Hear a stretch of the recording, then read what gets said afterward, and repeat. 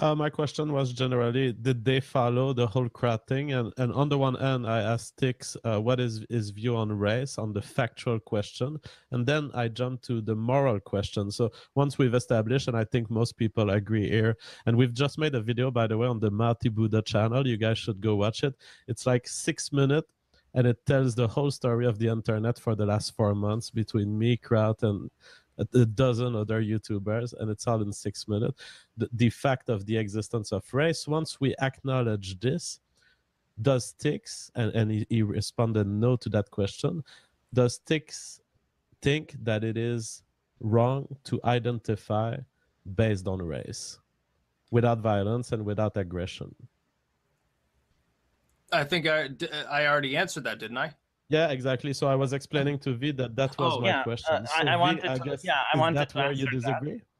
that. No, I don't think it's wrong to identify as your race. However, I do think that out of all the identities a person can have, like for instance, I'm a doctor, I'm also graduated law school, I'm a gamer. There's a lot of things that I personally do in order to win an achievement, to get where I am. Like I had to study 6 years of med school to get that. So that's why I'm really proud of my identity as a doctor. But I find it bizarre that some people would be proud to be white because they didn't work for it. It's just like, congratulations, you won the lottery. I just don't understand it. I know some people do it. It's just so bizarre. It's like, you didn't work for that. You didn't put any single effort in it. It's like when I see a woman going like, oh, I'm proud to be a woman. It's like, okay, why?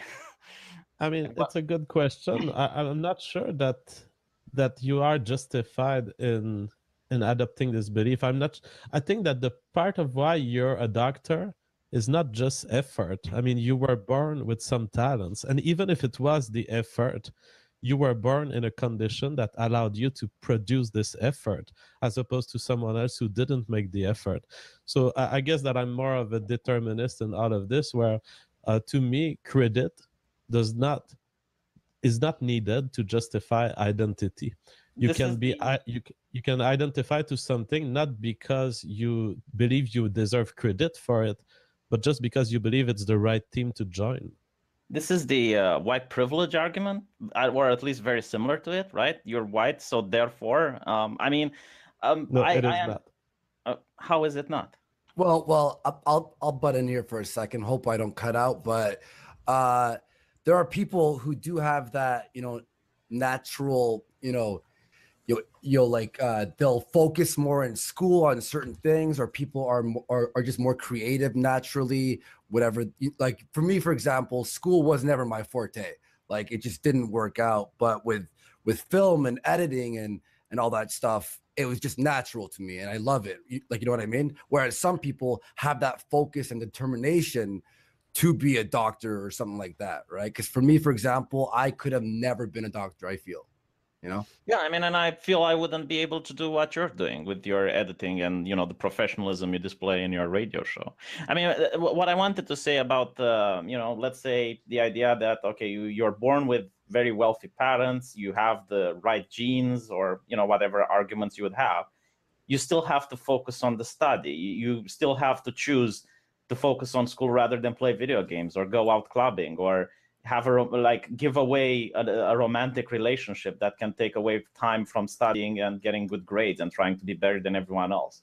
Oh, I agree, man. Because for me, for example, I was, I still smoke weed. However, I was way too deep into weed smoking, like morning, afternoon, and night. And then when I just like play games and just fuck around. And then finally, when I was like 25, that's when I was like, no, I have to fucking, I have to actually work at this. And that's when I started actually filming and editing and posting videos all the time and trying to find my niche. You know what I mean? So I understand, but of course, there's still that natural, that pull towards something. You know what I mean? Yeah, but I think I can understand now, JF, difference between white privilege. I guess white privilege refers to societal privilege. So it's like, yeah, because you're white, you have money, while JF was saying like gene privilege, if I'm not mistaken. Is that correct? I'm not even sure what you're talking about, dude. Can you define how is it that you make this comparison? Because all I said is that identity can be not about the credit that you believe you deserve. It can be about the team that you believe should be joined. That's one thing. I will add another view of identitarianism. You could argue that you are proud of what your genes have accomplished in the past, and that may be more in line with what you just stated. I could say, hey, I've inherited genes that have been passing through ancestors, millions of my ancestors for the last 100,000 years. Those are the right freaking genes. They've survived everything for the last 100,000 years. I bear them with pride, and I identify as a product of these, and I carry them as part of who I am. That's being proud of being average, because everyone on Earth today can say the same thing. Actually, may I hop in for 1 second, then JF, I'll let you finish, because we'll move on from here in a second. I believe harmful opinions is in here. A few people are DMing me, and they want to see internet blood sports between him and V in the future. They want it now, but V, would you be willing? And harmful, if you're watching, would you be willing in meeting in the ring? In the ball pit with harmful? In the ball pit, yeah. Sorry, I know my internet sucks right now. Well, I already have a fight with you coming up, so I don't know how we can do this. Maybe the second day of the event? Yeah, sure. No, we'll plan this. That'd be good. All right, yeah. So, a Sticks from. Okay, I'm sorry, JF. Go ahead. Just before V leaves, I just wanted to say, V, your entire country is worth my weekly salary. Yeah, that is. It's what happens when you invite communism and fascism to your nation. It completely destroys the economy. JF just throws a swing before V leaves. That's great. Anyway, yeah, I think I overstood my welcome because you said no 10 worries, minutes, so it's always fun. It's always fun to have you on. Sure, mate. Thanks for inviting me. And if you ever want me on again, give me a shout out. Yo, let's get this harmful thing sorted. Let's figure this out. It was fun talking to you guys. See ya. As always. Layman or Sticks, both of you, what did you think about that conversation? I think we touched upon something that's kind of interesting to me, and that's the I would argue that there are two identities that each person has: the ascribed identity and the self-ascribed identity. The ascribed identity is essentially what society ascribes the person as an identity, what your surroundings ascribe to you as an identity. And the self-ascribed identity is how you identify yourself. And I think that a lot of identitarian movements are based on the self-ascribed identity of how you personally identify yourself. And the sad truth is that really, I think any sort of arbitrary limitations of what you are allowed or not allowed to be proud of, or what you are or not, what you are or what you are not allowed to consider your own identity, I think they are misplaced. Because in the end, if you are proud of, I don't know, having an imaginary friend, for example, that is completely fine in my book. And if you want to create assemblies based on people having imaginary friends or having small toes or having yellow teeth, all of that is completely fine. They are, in my opinion, just as valid as, quote unquote, your own accomplishments. I think it's just a very sort of arbitrary way of thinking. And Sticks, you want to add anything to that? Yeah, I'd like to point out something that I've thought of, which is that the growth of movements that are like, oh, you should be not proud to be white. The growth of those movements is naturally also going to cause identitarianism to skyrocket. Whether a person agrees with it or not makes absolutely no difference. Because fundamentally, if you're an individualist, like I am, and you're looking at two different groups of people that seem to form a dichotomy. Now, they may not be a true dichotomy in all senses, but they seem to. One of them's telling you to hate yourself, to feel bad, you're guilty, your ancestors are terrible, don't feel pride, basically, you need to pay reparations. And the other group's saying, no, you should be proud of, your ancestors and who you are. Who are you going to side with? Therein lies the fundamental problem of all the progressive groups in their goals, which is that they can't possibly win when they're trying to consistently browbeat a segment of the population. And they're driving, strangely enough now, groups together because they've begun driving people of East Asian heritage as well in with the white identitarians in some cases on the basis of affirmative action. Even Jewish individuals in some cases, because they're like, oh, you know, Israel is terrible and they have walls too, and they want to take a stand against populism, which oddly means that by their own former standards, they have to become, you know, quote unquote, of course, it's a maybe a false label, but anti-Semitic by the standards that they used to endorse. And it's just the funniest thing in the world, I think. Interesting. Cool. Let's read some super chats. There's a lot of questions here. So if I cut out, just let me know. Jang Soap, $2. I love sticks and all you beautiful motherfuckers. Thank you, man. Jeff Smith, $20. I love your new direction, Andy, and I'm along for the ride. I've never watched the live stream in its entirety before, but watched all your streams fully this week.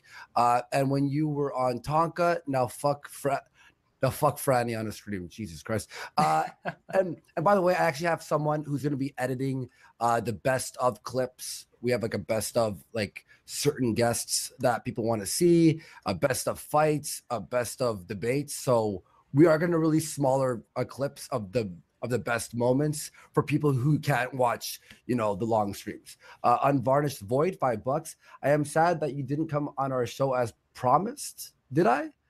I don't remember you. So just throw me an email. All right. So my bad. Jeff Smith, $2. Ask Roaming for advice about the Spencer debate. Yeah, I'll do that. Cool Board 9, $5. Sticks versus Millennial Woes. When? Maybe we could figure that out. That'd be interesting. I don't know, because I kind of like Millennial Woes, like we've spoken briefly. So. All right, cool. Oh yeah, Unvarnished, my fucking dude. I'm gonna tell Unvarnished right now.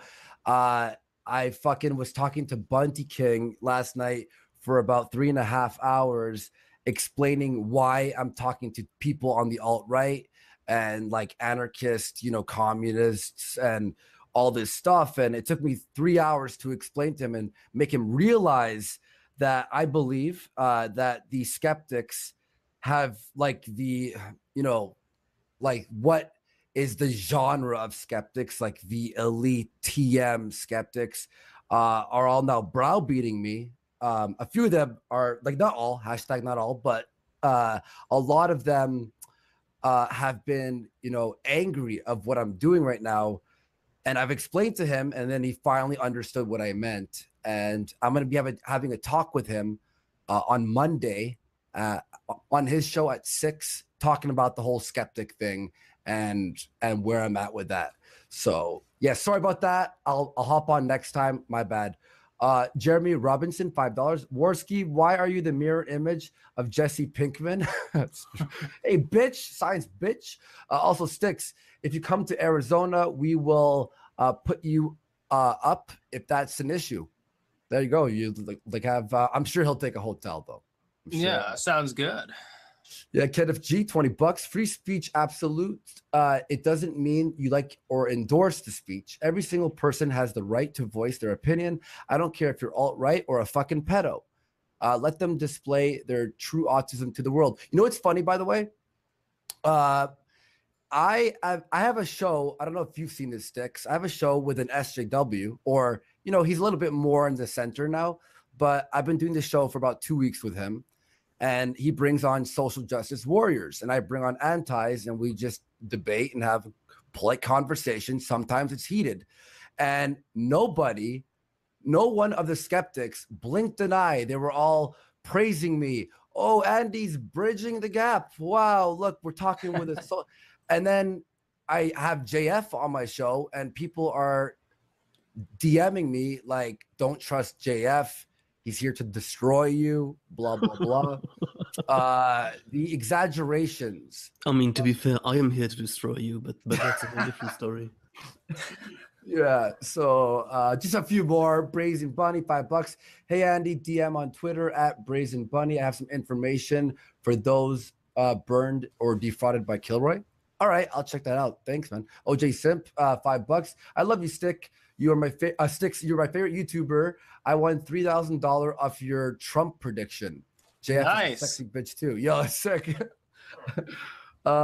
Wolf for the top hat, $60. Jesus. Oh, what's up, Wolf? How you doing? Hope you're doing well. I've been off the internet for a week and a half, and shit royally hit the fan. Well, at least I've got a fuck ton of content to keep me entertained. A good shit keeping to your morals, Andy. Thank you very much. Shadow Dust, $5. Open Borders equals treason. Stealth Creations, $5. If you guys want an interesting chat, get Tim Aretasil from Semigog's Chainsmoke series. All right, send me an email to remind me, please. Andy Worski at Gmail. Katera Harrigan, $5. JF, I heard that fave anime shit. And lastly, for actually 2 more, Badass Bab, £5. Is V transitioning? His voice is so high pitched. I'm scared my windows will shatter every time you bring him on. Jesus. Gabriel Lopez, 50R. What's up, brother? How you doing? Fuck V right in his gypsy asshole with a 10.2-inch cock. I came to enjoy. That's very, very specific. What's the 10.2 meme? Can Stick explain? It seems to be related to him. It's related to my apparent phallic size, I guess. It was 10 inches, and then it became 10.1, and then somehow 10.2 was chosen. I don't know how it specifically stuck there. I don't know. It's a point of equilibrium. Yeah, I guess it's my spoon length. Well, he also adds, Gabriel also adds, I came to enjoy his videos a lot. He puts a heart. Awesome guest today. That's about all. Peace out. Thank you very much. And just one more real quick, David. Essential, $5. Every political position is violent. They are maintained by force. Political speech, thus violent speech, must be allowed. May I just also add my opinion on this is I believe in all free speech, of course. However, if there is, like, for example, let's say Tara, who's watching right now. Hi, Tara. How are you? You were very polite the other day, by the way. Thank you. And thanks for swinging on by. But some of her viewpoints about, just throwing everyone out of America who wasn't born there, and, all that stuff, I disagree with completely. But I believe she should have her free speech to say that. But let's say Tara's speech was something along the lines of, let's round up the troops, let's grab our shotties, let's start fucking killing people. That's my line, because that's now harming people. You know what I mean?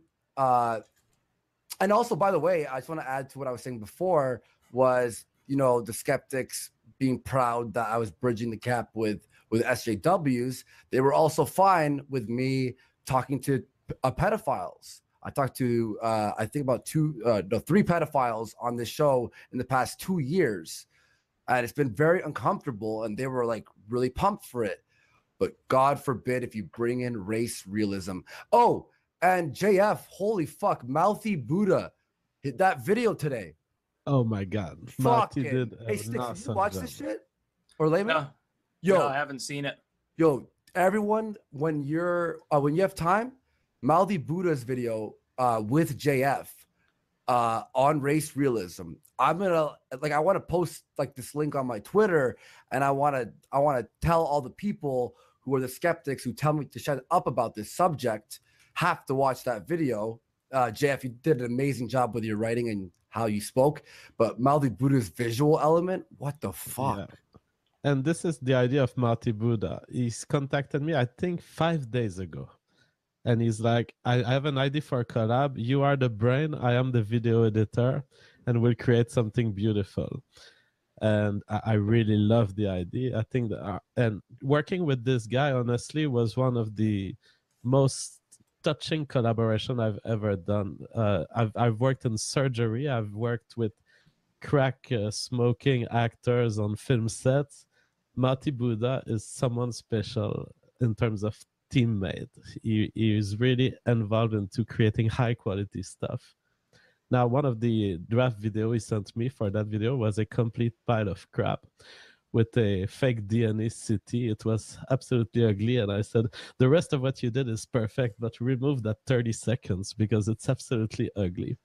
And that was the only thing that I had to criticize. The rest, he was so involved in making it so emotional. He really got what I wanted to say.